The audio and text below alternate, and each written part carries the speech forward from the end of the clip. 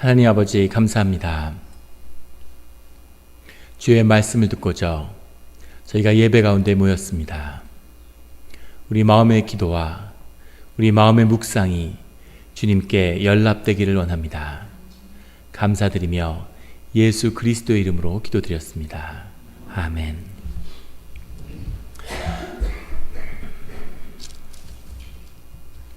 우리가 신앙의 길을 가면서 같이 신앙의 공동체를 이루고 있습니다.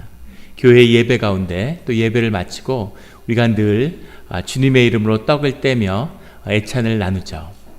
주님 안에서 떡을 뗀다고 하는 것, 그것은 주님의 몸에 참여하는 길이고 그리스도의 몸된 교회를 이루는 길이라고 주님이 우리에게 말씀하셨습니다.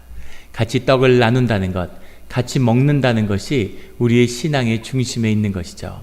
그런데 이 먹음의 신비, 주님이 말씀하시는 이 먹음의 신비는 도대체 무엇을 말씀하는 것일까요? 단지 우리가 같이 모여서 공동체를 이루는 것, 그 이상의 하나님이 우리에게 주시는 복음의 뜻이 이 먹음의 신비 가운데는 들어있습니다.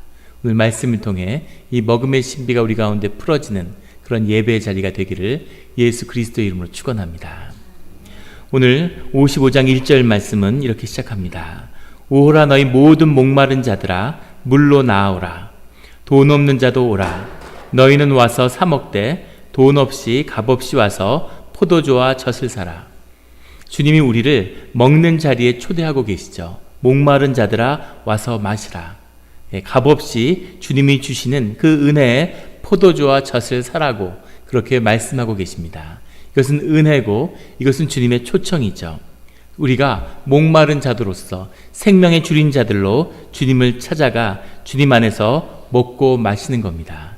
주님은 말씀하시는데 2절에 너희가 어찌하여 양식이 아닌 것을 위하여 은을 달아주며 배부르게 하지 못할 것을 위하여 수고하느냐. 내게 듣고 들을지어다. 주님이 말씀하시는 주님의 초청 가운데 주님이 말씀을 들으라고, 내 말에 순종하고 내 말을 들으라고 말씀하고 계시죠. 은을 달아주며 양식이 아닌 것을 위하여 은을 달아주며 배부르게 하지 못할 것을 위하여 수고하느냐. 우리가 잘 먹고 잘 살고 싶고 잘 살기 위해서, 먹고 살기 위해서 열심히 일하고 수고하는데 주님은 우리에게 왜 배부르게 하지 못할 것을 위하여 은을 달아주느냐고 말씀하시는 거죠. 이 말씀만 들으면 우리가 구하여야 할 것은 육신을 채우는 것이 아니라, 육신의 배를 채우는 것이 아니라 주님의 말씀을 찾아 들어야 한다는 그런 말씀으로 들릴 수 있습니다. 그런데 주님은 이어서 뭐라고 말씀하시냐면, 그리하면 너희가 내게 듣고 들으면 너희가 좋은 것을 먹을 것이며 너희 자신들이 기름진 것으로 즐거움을 얻으리라. 너희가 주 안에서 주님이 주시는 것으로 먹을 것을 먹고 배부르게 될 거라고 말씀하시는 거죠. 오늘 교동문에 나눈 것처럼 기름진 것과 골수로 기쁨을 누리게 될 거라고 주님이 말씀하시는 겁니다. 여기 나오는 너희 자신들이 기름진 것으로 즐거움을 얻으리라. 기름진 것이라는 것은 최고의 음식을 가리키는 히브리어의 표현이죠. 너희들이 정말 맛있는 것을 먹게 될 거다, 이런 표현입니다. 기름진 것. 저는 삼겹살을 먹을 때마다 이 말씀이 생각나요. 그 기름이 몸에 좋으니 안 좋으니 무슨 혈관에 며칠을 머물러 있느니 이런 이야기들을 하지만 기름이 있어야 맛있는 거죠. 기름진 것을 먹어야 맛있는 겁니다. 도가니를 먹어야 맛있는 거죠. 골수를, 기름진 것을. 주님은 그 기름진 것을 우리의 삶에 채우겠다고 말씀하시는 거죠. 주님의 말씀이 우리에게 주어지는데 그 말씀과 더불어 우리에게 기름진 것과 배부른 것, 좋은 것을 채워야 한다고 말씀하시는 겁니다. 이 두 가지가 우리에게 모두 있어야 되는 것을 주님이 말씀하시는 거죠. 그런데 우리가 왜 기름진 것을 위해서, 좋고 잘 먹고 잘 살기 위해서 노력하는데 그곳으로는 삶을 채울 수 없다고 얘기하시는 것일까? 우리가 우리의 배를 채우는 것으로, 우리의 삶을 경쟁해서 채우는 것, 그곳으로는 채워지지 않는 삶의 비밀이 우리 가운데, 먹음의 비밀이 우리 가운데 있다는 거죠. 이 신비에 대해서 주님은 우리에게 말씀하고 있는 겁니다. 이사야 선지자의 때 이 예루살렘 백성이 유다와 예루살렘과 그 성전이 완전히 무너지고 바벨론의 포로가 되어 갈 그 운명 가운데 처해 있는 거죠. 왜 주님의 백성이, 왜 제사드리고 예배드리는 백성이 주 안에서 노예가 되고 타지에서 유랑해야 되는지, 그 시험 끝에 주님이 구하시는 주님의 뜻이 무엇인지를 오늘 말씀을 통해 말씀하고 계시는 거죠. 너희가 결국은 기름진 것과 좋은 것을 먹어야 되는데 그 안에 너희의 삶 가운데, 말씀 가운데 풀어져야 할 것이 있다는 거죠. 그것이 무엇일까요?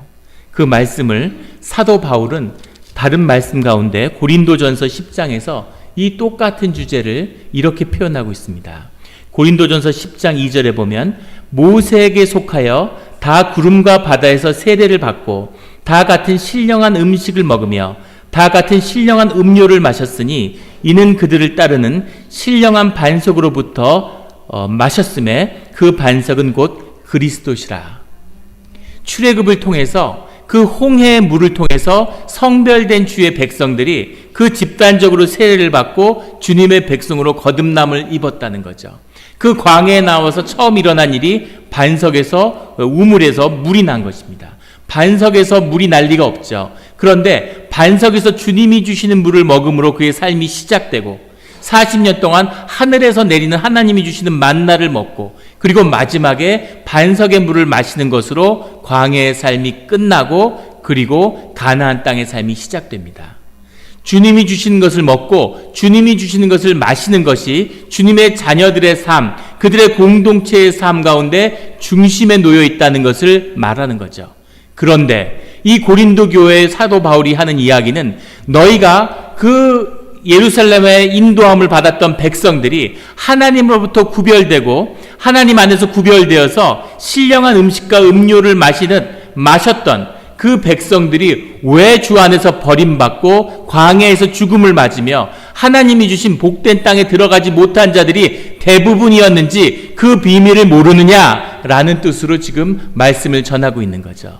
이 똑같은 도전이 고린도 교회에도 증거되고 있는 거예요.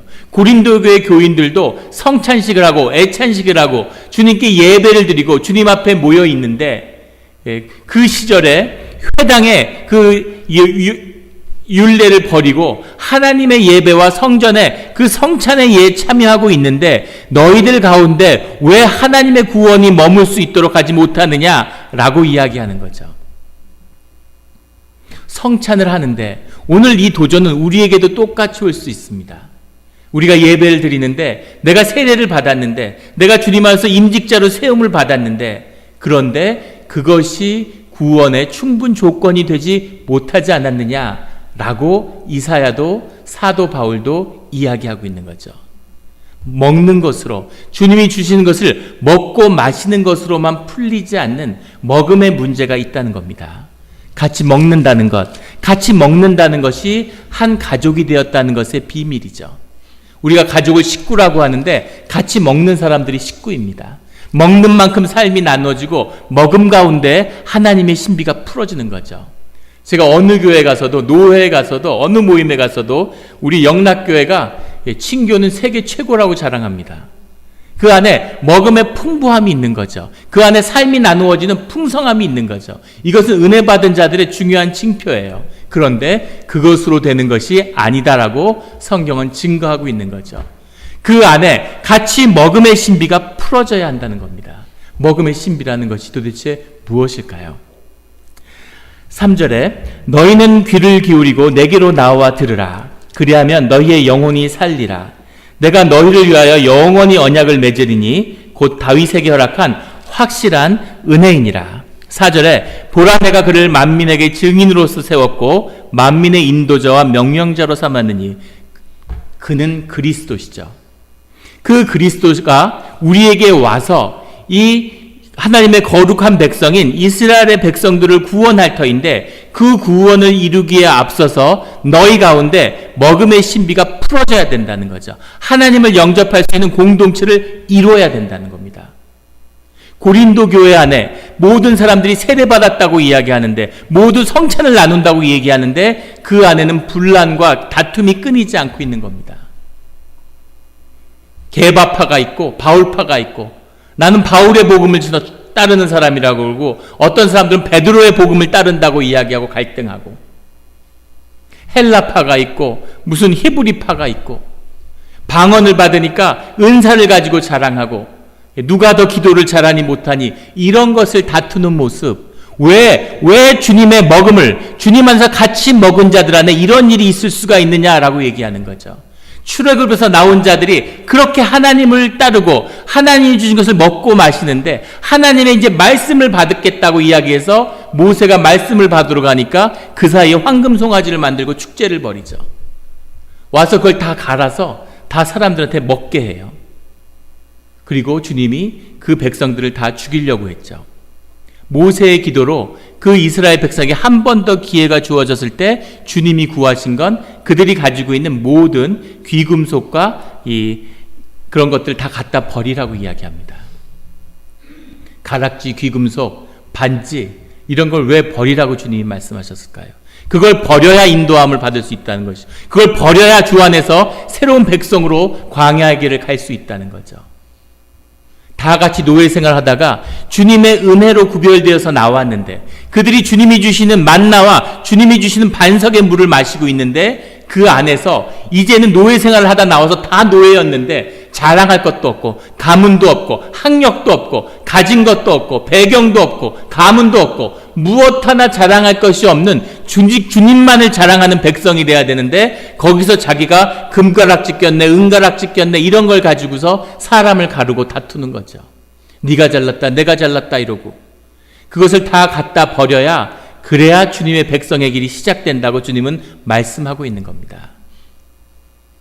아직도 주님이 먹고 마시는, 주님이 주시는 것을 먹고 마시는데도 아직도 주님으로만 살 수도 없는 그 백성이 세상에 나아가서 세상 것을 먹고 마시면서 어떻게 주의 백성으로 살아갈 수 있겠습니까? 오늘 우리의 모습이죠. 세례 받았는데, 주의 자녀인데, 임직자인데, 하지만 여전히 하나님이 우리 가운데, 주님의 말씀이 우리 가운데 최우선이 되지 못하는 거죠. 이 일이 바쁘니까, 상황에 쫓기니까, 그럴 수밖에 없는 상황이 됐으니까, 그러니까 늘 주님을 밀어내고 세상을 쫓는 우리 자신의 모습이기도 합니다. 너희 가운데, 먹음의 신비 가운데 믿음의 공동체가 이루어지지 않으면, 그러면 너희는 결코 하나가 될 수 없다는 거죠. 그 하나가 무엇일까요? 그것은 그리스도의 몸을 이루는 것입니다. 몸이라고 하는 것, 계속 성경은 몸에 대해서 얘기하죠. 창세기가 되면 둘이 합하여 한 몸을 이룬다고 얘기합니다. 몸이 부활해야 된다고 얘기하죠. 그리스도가 몸으로 부활했다고 말씀하시죠. 교회가 그리스도의 몸이라고 얘기하죠. 몸의 신비가 먹음의 신비인 거죠. 몸이라는 건 도대체 뭘까요?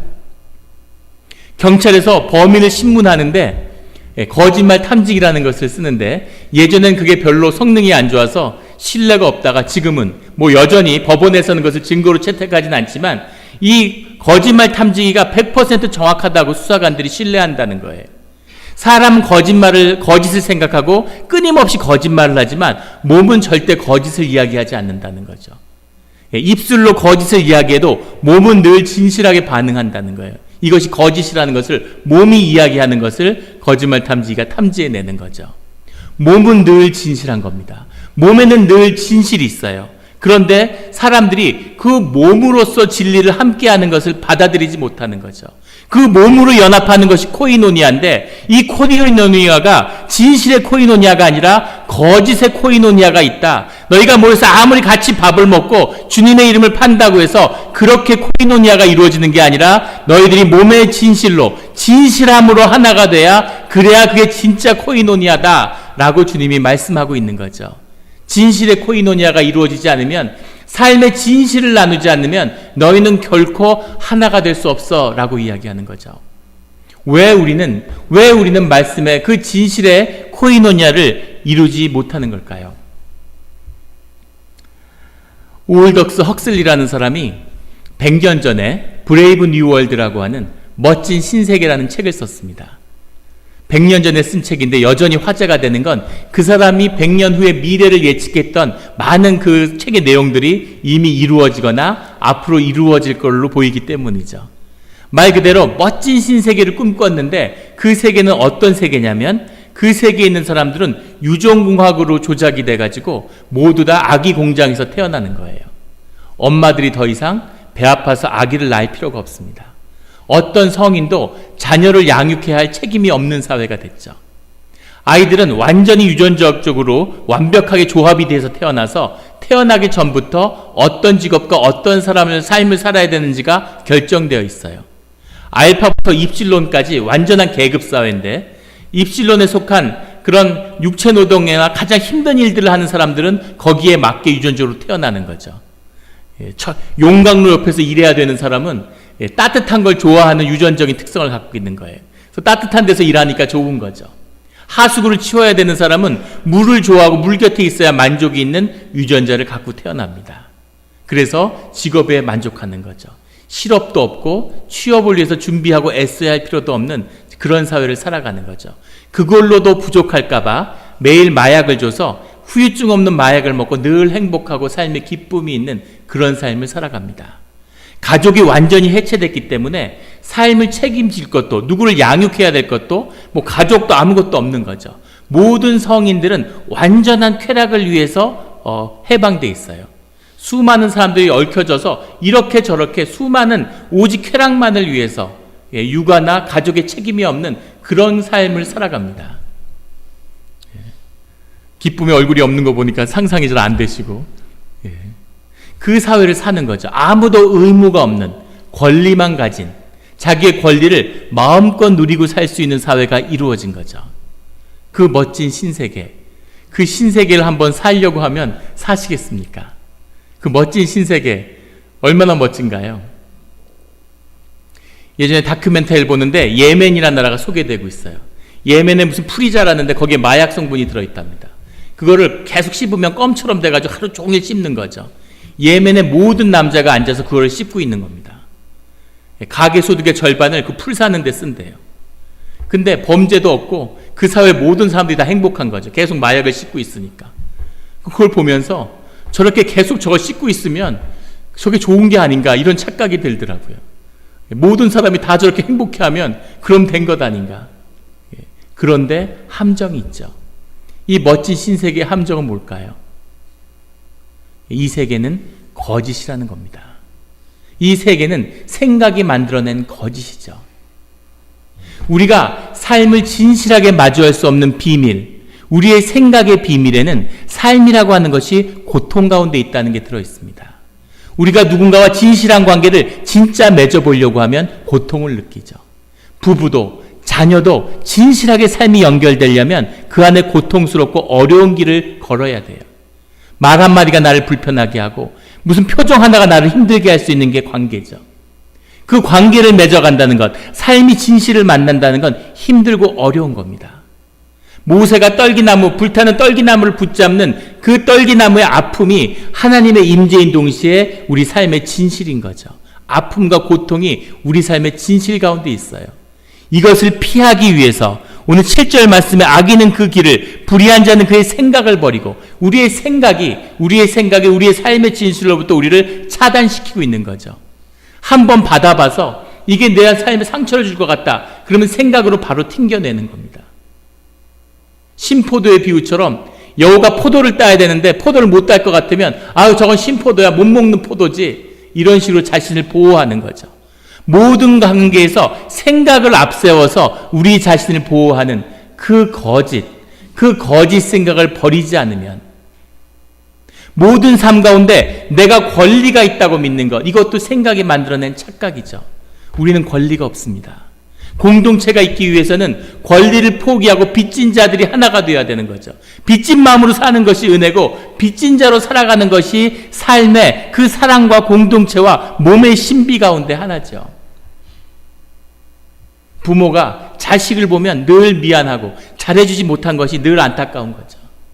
부부가 서로 그 진리와 삶의 아픔으로 하나가 되면 그럼 그 안에 빚진 마음이 있는 겁니다.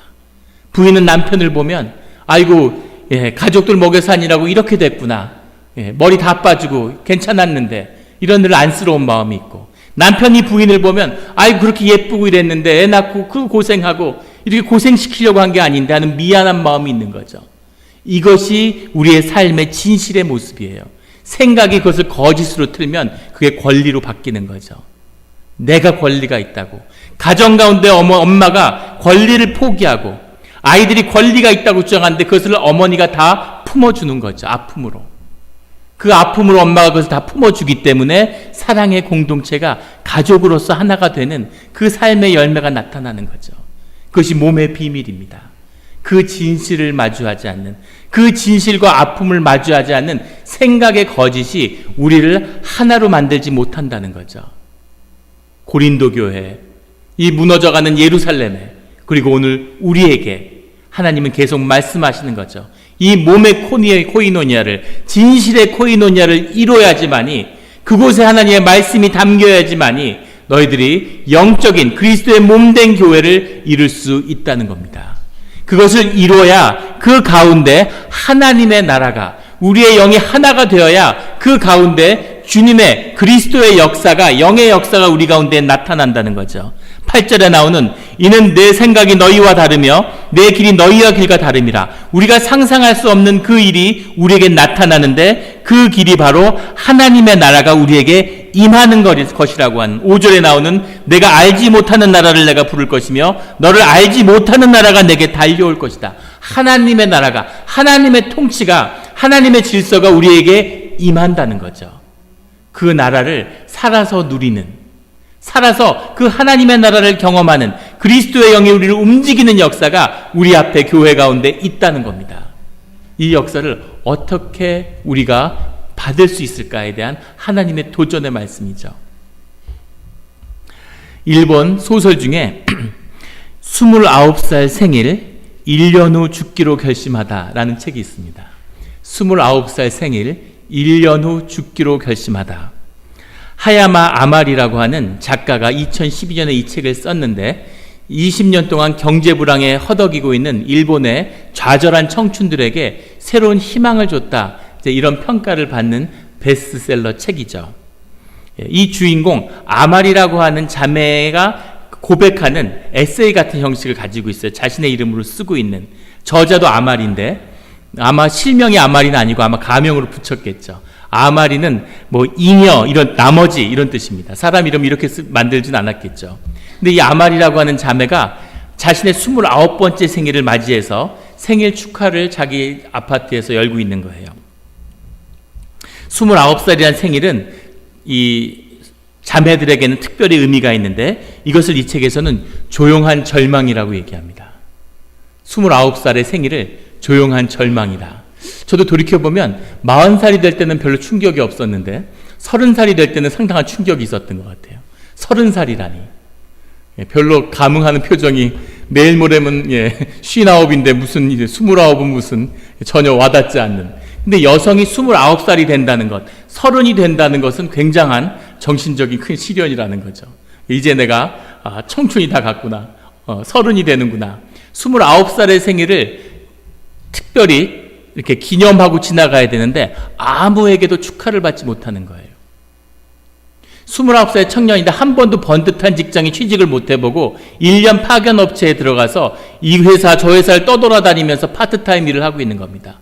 가슴 수모를 당하고 억울한 일도 많이 당하고 기분 나쁘지만 먹고 살아야 되니까 그냥 회사를 계속 다니고 있는 거죠. 남자친구라도 있으면 좀 위로를 받을 텐데 25살 때 마지막으로 남자친구와 헤어진 다음엔 4년째 아무하고도 연애를 하지 못했어요. 친구도 없고 삶에 쫓기고 고달프고 아프고 힘들고 29살의 생일을 그래도 기억하고 기념하기 위해서 생일 케이크를 마련했는데 생크림에 딸기가 올려있는 생일 케이크를 사서 그거를 혼자서 그걸 불고서 자기 자신을 축하하고 케이크를 먹으려고 그것을 자르다가 케이크가 떨어져가지고 바닥에 구르게 됩니다. 크림이 바닥에 구르는데 크림은 못 먹어도 그 크림에 박혀있는 딸기는 먹고 싶은 거죠. 그래서 그 딸기를 걷어 먹으려고 딸기를 추스리다가 갑자기 마음에 뭔가 큰 변화를 경험하게 돼요. 그 딸기를 먹다가 딸기를 던지고 이제 그만 살아야 되겠다 이런 결심을 하게 되는 거죠. 오늘 죽어야지. 이렇게 계속 살고 연명해서 무슨 의미가 있나. 삶에 아무 소망과 희망이 없는데 죽어야지. 이런 생각을 하게 되는데 그 생각이 들 때 TV에서 라스베가스 여행하는 광고를 하고 있는 거예요. 근데 그 화려하길 짝이 없고 멋있고 막 그 라스베가스에 그 광고하는 여행 광고를 보다가 이 주인공 아마리가 문득 죽긴 죽더라도 라스베가스는 한번 가보고 죽어야 되겠다. 이런 결심을 하게 되는 겁니다. 그래서 1년 후에 죽자 이렇게 결정을 하게 되죠. 1년 동안 열심히 돈을 모아서 라스베가스에 가서 원 없이 한번 놀아보고 돈을 다 쓰고 그리고 1년 뒤에 원 없이 죽어야 되겠다 이런 결심을 하게 됩니다. 그리고 1년 동안 열심히 뜨리잡을 뛰면서 돈을 모으게 되죠. 2만 불을 모았는데 1만 불은 좋은 호텔과 먹는 걸로 다 쓰고 1만 불은 도박을 해서 다 써야지. 이 두 가지 목표를 가지고 라스베가스를 향하게 됩니다. 그래서 좋은 방에 자고 좋은 걸 먹고 시간을 누리면서 1만 불을 썼는데 이제 밤을 새워서 도박을 해서 1만 불만 잃어버리면 삶을 정리하면 돼요. 근데 밤새도록 1만 불 갖고 도박을 했는데 새벽이 됐는데 15,000불이 된 거예요. 15,000불을 들고 방에 돌아왔으니까 10,000불을 다 썼으면 죽어야 되는데 15,000불이 있잖아요. 근데 이 아마리 자매의 마음 가운데 새로운 회심의 마음이 드는 겁니다. 되돌아보니까 1년간의 삶이 괜찮았던 거예요. 1년 동안 목표를 가지고 라스베가스에 가는 걸 목표로 사니까 열심히 일하는데 나름대로 목표가 있고 희망이 있으니까 사는 게 재미있고 의미가 있었던 겁니다.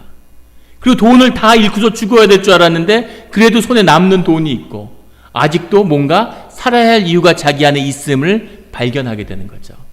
이 책이 좋은 책도 아니고 읽으라고 권하는 것도 아닙니다. 그런데 이 책의 마지막에 기가 막힌 고백이 나와요. 그 고백을 한번 읽어드리겠습니다. 나는 죽는 순간까지 내일이라는 말을 쓰지 않을 것이다. 이렇게 얘기합니다. 나는 죽는 순간까지 내일이라는 말을 쓰지 않을 것이다. 앞으로 나의 일생은 천금 같은 오늘의 연속일 테니까. 앞으로 나의 인생은 천금 같은 오늘의 연속일 테니까. 앞으로 오늘같이 오늘 신나게 놀고 돈도 쓰고 새로운 희망을 가진 것처럼 매일 오늘같이만 살겠다 하는 거죠. 아들이 엄마한테 뭐 사달라고 그러니까 엄마가 내일 사줄게 이러고 밤에 잤는데 다음날 자고 일어나니까 엄마 사줘 이러니까 내가 내일 사준다고 그랬잖아. 그렇게 가다 보니까 내일은 결코 오지 않더라고 하는. 사람은 늘 오늘을 사는 거죠. 그런데 내일이 있다는 것, 내일을 사는 게 아니라 사람은 결국 오늘 하루를 하루밖에 살 수 없는 것이 인간의 실존인데 그런데 왜 우리에게 내일이 있어야 하는가 하는 겁니다.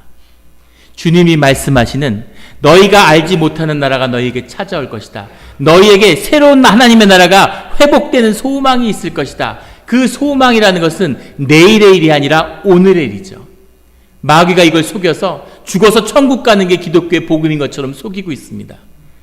죽어서 천국 가는 복음은 성경엔 없는 복음이에요. 그건 마귀의 복음입니다.